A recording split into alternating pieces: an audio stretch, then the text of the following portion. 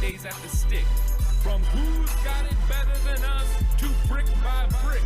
It's always the 49ers way, from off-season to game day. Yeah, we talk back. It's the 49ers Cutback.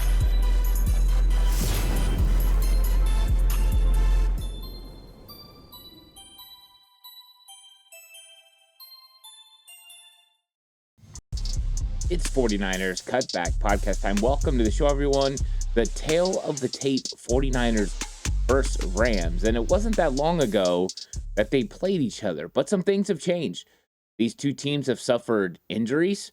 There has been one of these defenses that has started playing extremely well, the Rams, and the 49ers are holding on. They're finding ways to win. And this is going to be an interesting matchup. And it's huge when you talk about the playoff picture. It's huge when you talk about the NFC West, because the 49ers right now, 3-0 inside the NFC West, have control. And even though right now the Seattle Seahawks and the Los Angeles Rams have a better record than the San Francisco 49ers, the 49ers do have a bit of control because of how well they've played inside the division. So you look at the record, and the 49ers are at 6-3 and the Rams are at 6-2. But if the 49ers are able to knock off the Rams, and this game is in Santa Clara, which normally home and away doesn't play a big part in these two teams' matchups, but it should be a little bit of an advantage for the 49ers.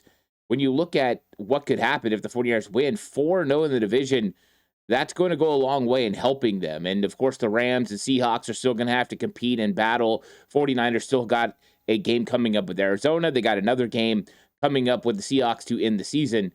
But it would be huge, and it would be another conference win for the 49ers. They would equal, or actually they would go ahead record-wise of the Rams, with the 49ers bye being so late. So this is a big game. If the Rams win, the Rams are in the mix. Right now, the Rams are favored to win the NFC West. Crazy considering the 49ers are 3-0, but that's because Vegas believes that the Los Angeles Rams are going to beat the 49ers on Sunday, and that the Rams are going to go on to win the division. Even though Seattle looks really good, the 49ers continue to find ways to win. Shoot, even the Cardinals handled the Dallas Cowboys on Monday night. But this is not an easy division to win, but whoever does is going to have a pretty good opportunity in the playoffs to do some damage. So this is a big game. There's no Fred Warner. We know this. There may or may not be Brock Purdy. There may or may not be Ricky Pearsall. We're going to talk about all that. So we're going to compare where these teams are. I'm going to kind of give you an idea of where they were when they first met up in week 5 and where they're at now in week 10. So we're going to compare how these two teams are playing right now. What are their strengths? What are their weaknesses? And how that works in comparison to the other.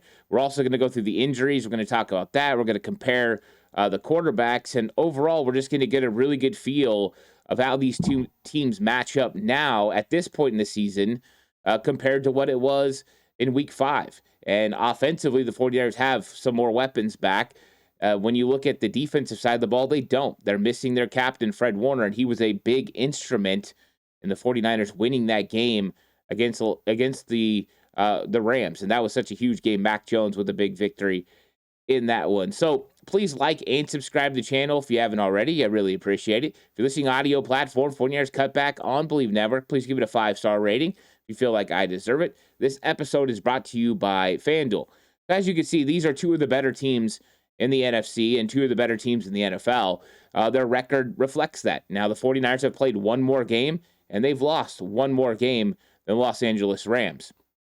Rams are a team that's stayed primarily healthy this year, and they're getting really good play from Matthew Stafford, and that's playing into why they're 6-2. But that's not the only reason. Their defense has also come on really strong since week 5. Pretty much numbers across the board have gotten better. They're better against the run. They're better against the pass. They're better in the red zone.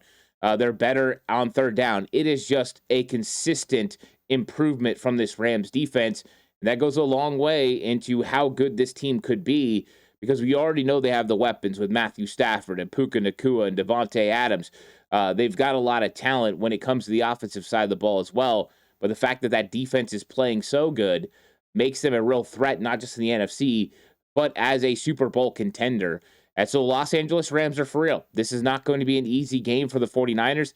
This is going to be a tough one. If they win, It's because they gritted it out. They outgritted the Rams. That's how they're going to have to win. So it's going to be interesting. But let's look at the points per game. Right now, the San Francisco 49ers are scoring 21.6 points per game, and the Rams are scoring 26.1. Now, when they met before, these numbers were pretty close. The 49ers actually have went up about a point and a half, and the Rams have went up about 2 points as far as points per game. So give you an idea of where they were at in week 5 compared to where they are now. Both of these teams are getting better on offense, and we saw the 49ers offensive production really increase last week against the New York Giants. They scored over 30 for the first time this year, and it was an impressive game for the 49ers offense. And what does George Kittle say about this? We need to have really elite offense. We need to play solid defense, and we need to do some things on special teams. It's got to be bend and don't break on defense. Well, you have to be able to score points to make up for some of the defense's ineffectiveness. Now, they're going to have some players coming back. That's going to play a huge role in how well they play. But make no mistake, without Nick Bosa, without Fred Warner, you're going to have to score more points on offense than you normally would have to because those two guys are so great. So 49ers starting to go the right direction when it comes to points per game.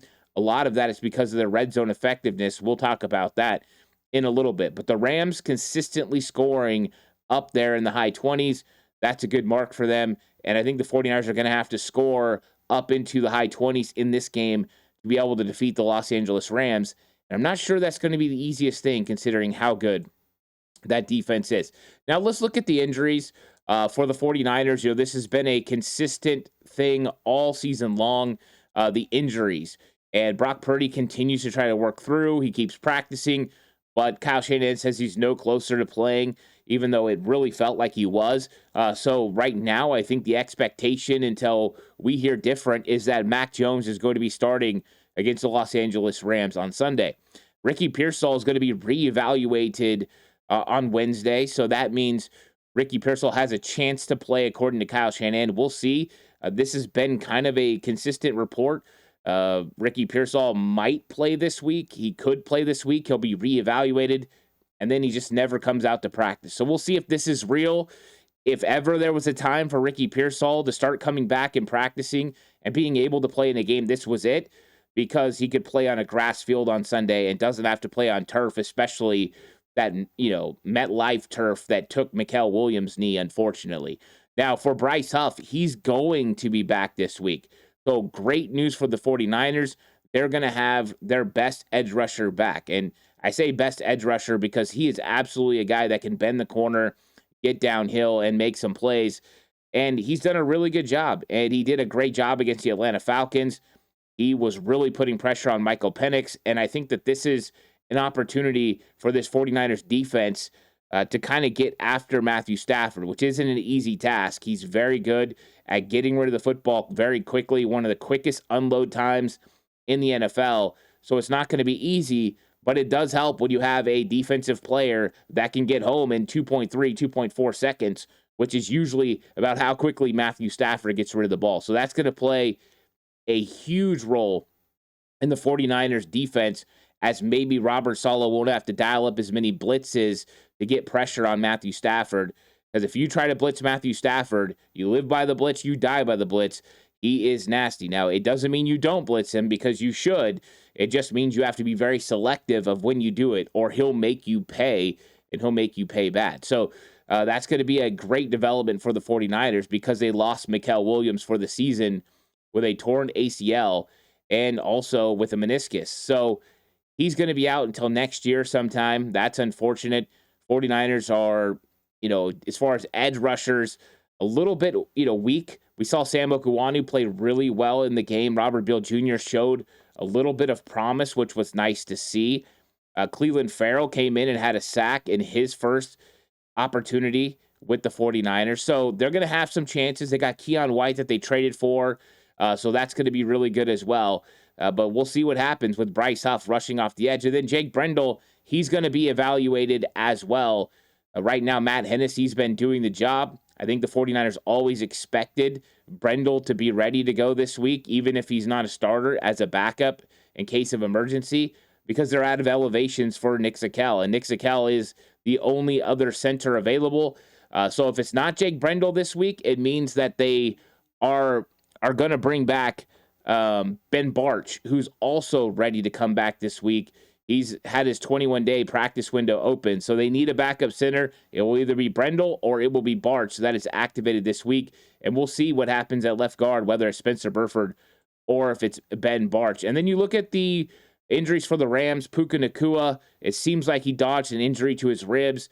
Sean McVay says it's likely that he's going to play this week. We'll keep an eye on that, see what happens, whether he can go or not. Puka Nacua had a huge game in Week 5 against the 49ers.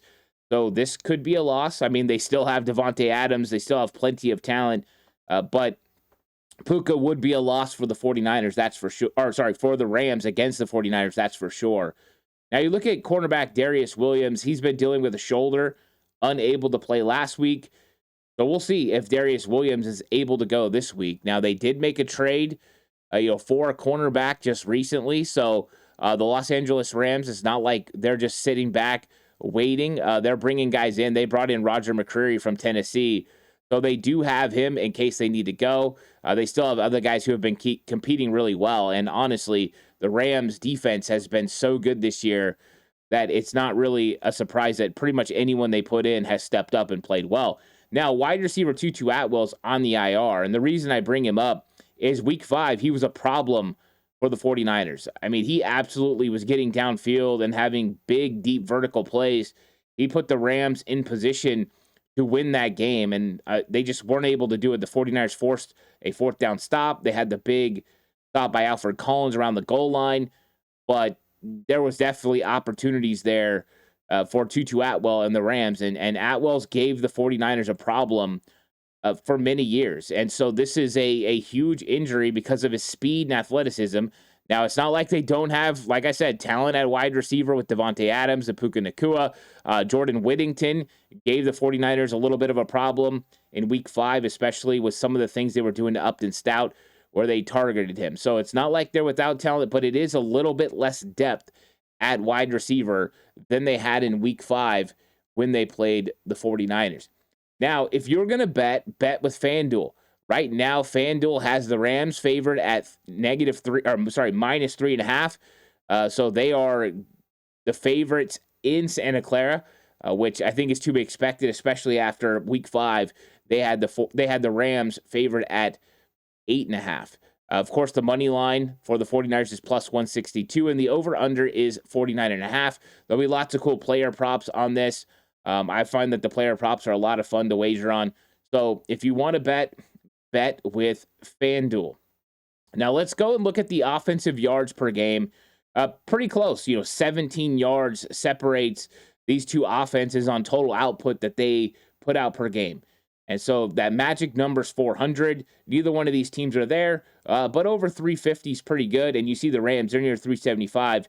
That's really good. Now, how does it break down when it comes to pass yards compared to rush yards? Well, right now, the Rams have the more effective running game, and they've done a really good job with Kyren Williams and just getting a run game going consistently for Sean McVay. For the 49ers, it's starting to come on. This running game, 2 of the last 3 games, has been highly effective against Atlanta and against the New York Giants. Now, both of those defenses struggled stopping the run.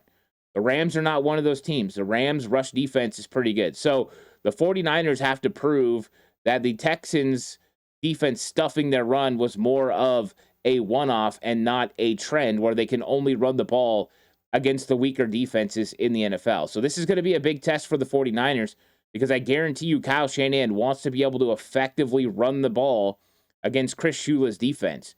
If the 49ers can hit 35 to 40 runs, and we know 40 is the magic number, 49ers hit 40 runs, they're going to win. So they want to effectively keep Matthew Stafford, Devontae Adams, and Puka Nacua on the sideline. And the way you do that is by running the ball effectively with Brian Robinson and Christian McCaffrey and creating opportunities to convert on third down. So this is going to be a huge part of this game is the 49ers rush offense against the Rams rush defense. But the Rams want to be able to run the ball effectively too. If they can establish a run game against this 49ers defense, it will make things way easier for Matthew Stafford and this football team, and they could effectively wear down the 49ers defense. So time of possession is going to be a huge element to this game as well. and we'll see how it kind of shakes out. Now, you look at pass yards, you might as well just have it be equal. 49ers at 255, Rams at 258. It's, both these teams can do it through the air. Matthew Stafford has been great all season, and Mac Jones has been very effective in his starts this season. So, they're not having any problems moving the ball through the air. I thought Mac Jones was effective last week. He did a really good job in that game versus the Giants. And if the 49ers can establish a run game, it'll probably slow down that Rams pass rush, which is going to be one of the key elements to how good the 49ers can be through the air. Now, looking at Mac Jones versus Matthew Stafford, it's going to be an interesting matchup because Mac Jones has been playing pretty effective, and Matthew Stafford's on a torrid tear. Right now, he's in the MVP conversation as well. He should be. And so the difference between the two is one game. So Matthew Stafford has played one more game than Mac Jones. The Rams had a bye, but Mac Jones didn't start week 1 and week 4. So remember that when you're going through the numbers. But really, Matthew Stafford has been lighting it up. You look at completion percentage, they are actually identical, 67.2%. Both of them completing passes at a high rate. You look at yards, it's actually pretty equivalent. Matthew Stafford at 2147 and Mac Jones at 1832. So pretty close between the two. Mac Jones, if he played the same amount of games, would probably have over, 2,000 yards for sure, but pretty close to Matthew Stafford. Now, this is where you get a little bit of the separation with Matthew Stafford and the Rams offense compared to Mac Jones and the 49ers offense is the touchdown numbers. Right now, Matthew Stafford is 21 touchdowns, Mac Jones at just 10. Now, part of the reason is the 49ers have begun effectively running the ball inside the red zone over the last few weeks. And so we went from Christian McCaffrey not scoring any red zone touchdowns to having 4 red zone touchdowns. So he's definitely, taken off, which has kind of changed this offense a little bit. But make no mistake, Mac Jones has been very effective getting the ball into the end zone this season. And Matthew Stafford, he's just playing at such a high level. Really, really phenomenal. You look at interceptions, Mac Jones has had 5. Of course, a couple of those not on him. You had Jawan Jennings, that had the one over the middle that went off his hands. I believe that Jawan Jennings should have made that catch. You had Kendrick Bourne stop his route a little bit early. That could have easily been. But still, even if those are on the docket, which they are, they count against Mac Jones. He's got a 2-to-1 touchdown to interception ratio, which is phenomenal. That's exactly where you want to be in the NFL. Now, the elite category is where Matthew Stafford's at. 21 touchdowns to 2 interceptions is ultimate taking care of the football while maximizing opportunities to get in the end zone. I mean, that is just, it doesn't get much better than that. In fact, Matthew Stafford walked into week 5 against the 49ers with 2 interceptions. Here we are going into week 10 with 2 interceptions. He is taking care of the ball at such a high level. It's really impressive. Now, you look at the sacks. Mac Jones has been sacked 16 times. That's a little much. You don't want to be sacked that much, but not all of it's on him, right? A lot of it is on the offensive line. Some of it's on some tight ends, some ineffective blocking. I thought the offensive line played a lot better last week with Spencer Burford inserted at left guard. So maybe it's trending in the right direction. But you definitely can't allow 16 sacks. You look at Matthew Stafford, he's been sacked 13 times. The offensive line's done a really good job taking care of him. And so remember, he's, just played one more game than Mac Jones, and he's been sacked less. So that's something to remember. They take care of Matthew Stafford there with the Rams, because if he gets hurt effectively, that offense changes immensely if Jimmy Garoppolo has to come in. Look at the quarterback rating, and Mac Jones doing really well at 93.6. And then you look at Matthew Stafford, 113.2. He's really, really phenomenal in what he's been able to do this year. Matthew Stafford, special season so far. And all the concerns about his back coming into the year, now he's able to get out there and make some things happen. And he's done really well. 49ers are going to have their hands full trying to stop Matthew Stafford. Now, you look at third down conversion percentage, 49ers have a distinct advantage. The 49ers offense continues to be really good on third down. They were good on third down against the Giants again, over 50%. And you see this number continuing to kind of hover around 50% for the 49ers. 47% is really solid, 8% higher than Los Angeles Rams, who are sitting at 39%. And, right around 40% is kind of the league average. So Rams kind of hovering around there as an offense. you have to make sure that as the 49ers team, you keep the Rams around their average.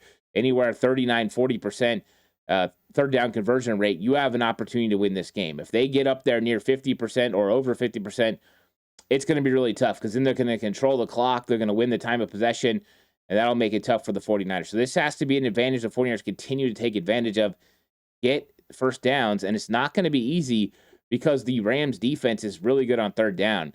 33% of the time they allow conversions, and we've seen this for a few weeks in a row now. Atlanta was really good. They were 32%. Houston Texans, 32%. 49ers have faced some tough third down defenses. Now they've continued to play well, minus the Houston game. So can the 49ers keep short third downs? 3rd and 3, 3rd and 2. Those are convertible third down situations. You get into situations where it's 3rd and long, 49ers can do it, but it makes it a lot more difficult, especially against the Rams team, and especially because they have such a good pass rush. That is the main thing that makes it tough for football teams, is that. Now, 49ers are sitting at 39%. It was, close to 32% with Nick Bosa and Fred Warner. Bosa went out. With Fred Warner, it stayed just above 33%. But once Fred Warner went out, it definitely changed. They have given up third downs 6 extra percent of the time, but still effective third down defense, pretty close to average at 40%. So when you hold teams under 50%, you have a really good shot to win, and they've been pretty good. Now let's look at the red zone. 49ers have improved mightily since the last time that these two teams played. And what's funny is the Rams have gotten better inside the red zone as well. They were about 50% last time in week 5. Now they're up to 60%. 49ers were at 42% back then, and they're up to 57%. So both red zone offenses have been clicking and have been a lot better, which is great because you're going to be going against really good red zone defenses, but you have to be able to score touchdowns in this game. In that week 5 matchup, the 49ers got lucky and kicked enough field goals. If they would have capitalized in the red zone, that game wouldn't have been as close. And I know that's hard for people to kind of grasp, but the 49ers handled the Rams mightily in the first half and a little bit into the third quarter. Rams definitely came back and came on strong, but that an ineffectiveness in the red zone, and maybe you just tip your cap to the Rams defense and how well they played in the red zone, but that ineffectiveness in the red zone for the 49ers, a lot of field goals that could have been touchdowns and changed that game. So you can't go into this game and allow Matthew Stafford and the Rams to score touchdowns and you're kicking Eddie Pinheiro field goals. You just can't do that. So that's going to be one of the key factors, is red zone offense and defense. And as you can see, the Rams' red zone defense has gotten elite. This is the number 2 red zone defense in the entire NFL. So the 49ers are going to have a test in this one against this Rams defense. They are the ultimate bend and don't break defense. They just don't give up. And they've been able to get a lot of people to kick those field goals, and that's what helps them win. They don't give up a lot of points, and the reason they don't give up a lot of points is because of the red zone defense. It's been very effective this season. And for the 49ers are also in the top 8. When you look at their red zone defense, they're giving up red zone touchdowns at 53%, which is good. It continues to go down. So Robert Saleh doing a good job. 49ers staying in the mix as far as red zone defense. And they're going to have to make sure they keep Matthew Stafford and that offense out. And that's a tough task, that is for sure. You look at the points allowed per game, 49ers allowed 20.9 points per game. And we've seen this progressively go up. Nick Bosa went out. They were giving up about 16 points. With Fred, they were giving up just over 18 points. So we've seen it take an uptick too. But, I think we all thought it was going to go up a lot higher. I thought it was going to go up 3 points, so I kind of thought it was going to be like 21, 22. It's pretty close to 20.9. So we have seen a little bit of an uptick, but even with other injuries like Huff and these guys, they've still been able to compete and not give up too many points. And then you look at the Rams, and it has become real good. They were giving up 20 points per game when they played the 49ers before. Now they're giving up 15.9. This is one of the best scoring defenses in the NFL. I talked about the effectiveness in the red zone, and that's a big reason why. But the 49ers are going to have to score points against this Rams team. They were able to do it in week 5. Can they do it again? That's going to be a big question mark. This is going to be one of those areas that's going to be very, very important for both teams. Defensive yards allowed per game, 49ers allowing 332. Rams allow 30 yards less per game. consistent defense, getting off the field with that, third down defense, they've been effective, and that's been a big reason. Now, you look at the pass yards allowed per game.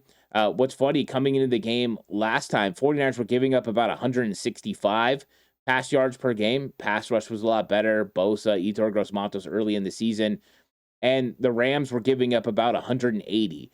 So you can see both of them giving up more yards through the air per game, but both teams still hanging in there. Rams have gotten better with scoring defense. 49ers are holding in without Fred Warner, but not too crazy. You'd like this a little bit lower if you're the 49ers. Rams kind of sitting, in a normal spot. Anywhere around under 175 where the 49ers were before was elite.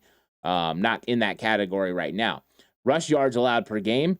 49ers giving up 108. Not shocking. This is kind of where they've been hovering all season. They were actually giving up more yards on the ground per game headed into that Rams game. They were giving up about 115 yards per game on the ground. They did a good job against Kyron Williams in that one, but they've been more and more effective, even though they've had defensive line injuries, and even though they've had the loss of Fred Warner. This run defense has continued to play tough over the last several weeks, and the Rams are doing a good job. They allow under 100 yards per game. Anytime you do that, you're an effective run defense. And I think that they've proven that they are an effective run defense. Now let's look at the giveaways. 49ers have struggled with turnovers all season. In fact, they've given the ball away 13 times this season. Another fumble this week. Colton McKivitz gets beat off the edge. Ball goes flying in the air, and the young rookie Abdul Carter comes down with it. Yes, it is a fumble. It was not an interception, and so it doesn't count against Mac Jones as an interception. It was a fumble. And Colton McKivitz got cooked, and that's one of the worries in this one. Byron Young, one-on-one with Colton McKivitz. That was a problem in week 5. Mac Jones, remember, getting absolutely laid on in that one by Byron Young. Byron Young hurt him pretty good. So that's going to be a tough matchup. Jared Verse against Trent Williams.